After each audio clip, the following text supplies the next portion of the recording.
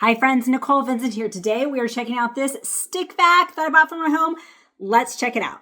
This is a great little vacuum. I was really impressed with its cleaning capabilities. The green light was fun. My dog had a lot of fun chasing it. It has 2 modes, so you can do a power saving mode if you're wanting to do the whole house clean, and a power boost mode if you want extra power and suction.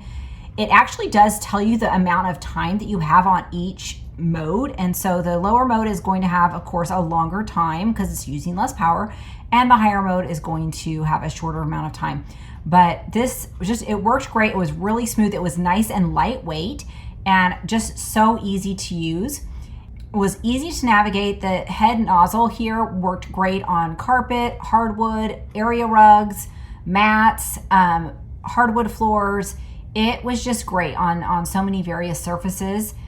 Just very impressed with, especially for the price point on this vacuum. It really did a really great job. Easy hand controls, and it even stands on its own. The dustbin is very easy to dump out and get clean. I just am really loving this vacuum. I hope you do too.